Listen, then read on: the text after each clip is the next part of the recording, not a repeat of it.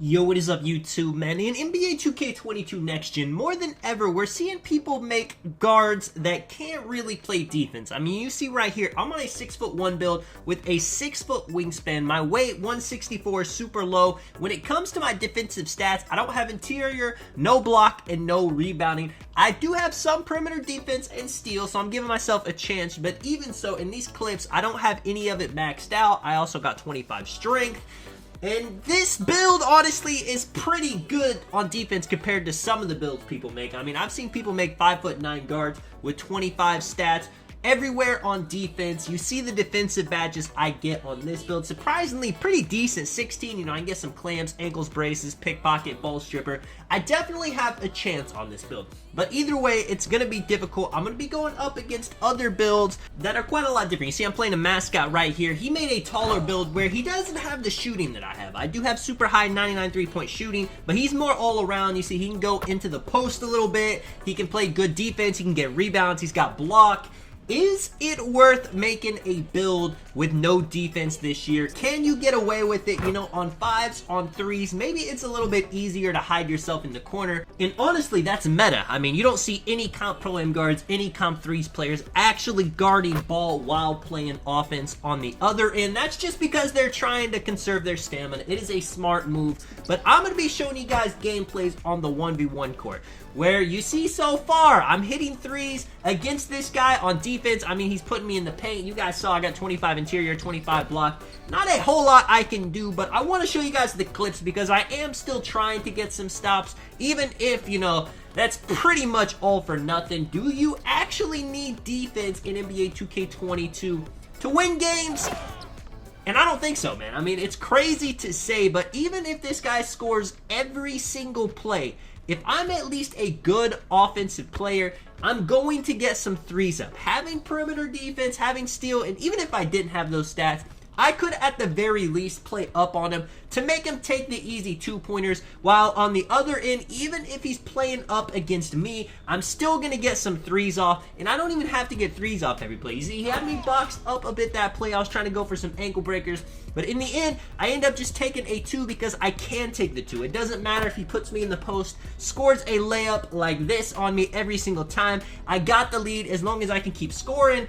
And I should keep scoring, you know, 99 3-pointer. I got the 74 driving dunk. I can take fades like that, hit whites. You're going to notice in these videos as well, I'm not showing you guys just gameplays of me greening every single shot. I'm showing you because I'm so good on offense, I don't even have to green shots, and I can still score pretty easily, get a nice lead. It's pretty crazy to say, but you do not need any defense to win games in NBA 2K22. And as you guys know, most of the year I've been playing on 6'9", 6'6", 6'7", taller builds that are all-around builds that play defense, that play offense. I feel like you don't need a 99 3-pointer to be able to score consistently on this game. One of my favorite builds, I use my 6'6" as an 88, but at the same time, you definitely get a lot more bailouts having a 99 3-pointer, having quick first step Hall of Fame.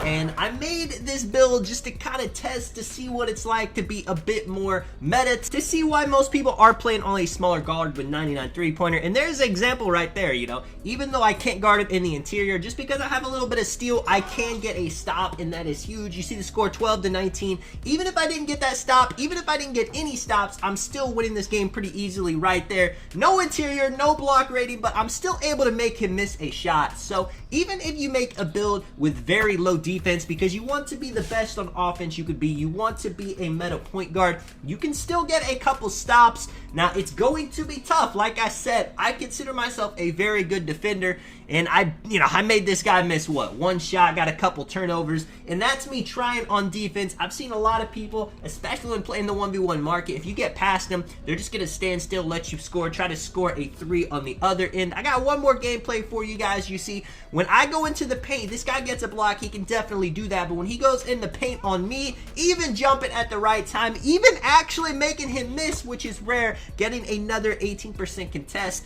I don't have any rebounding stats. He's gonna get that, but what he doesn't have is the ability, man, to just take a quick stop and pop shot like that.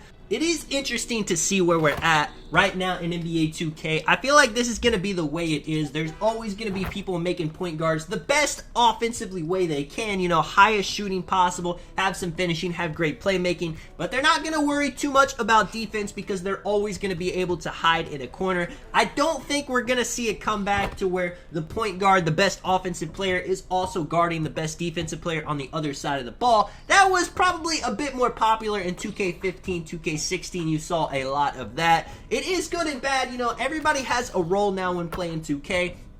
The point guard is going to score, the lockdown is going to get stops, the big man is going to get rebounds, pick and roll. And although this is the best way to play, I do think there is still a lot of potential in seeing teams that maybe have two all-around guards, maybe like two 6'6", 6'7", where they can switch everything, they can both play offense, they can target the weak defender when they put them there. I've done a lot of that this year, playing like that in the park, in Pro-Am, in Rec. That playstyle definitely does work, and it is a way to exploit these point guards not having any defense, like you saw the guys in these games exploiting me, being able to stop them in the paint. But one thing though is 3-pointers are always going to rule. As long as it's so easy to shoot in this game, I mean, you see me, I'm not greening every single shot, I'm not even taking the greatest shots right here, just going to the corner, shooting all kinds of wides, hitting them though. That is tough for the defense, it's tough to stop. Let me know what you guys think about when making a point guard in the comments. When you make a build, do you care if it's short? Do you want a taller guard?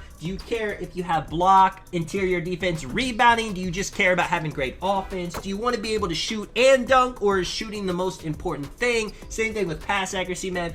This is Tonic. I will catch you guys in the next one, man. I'm out. Peace.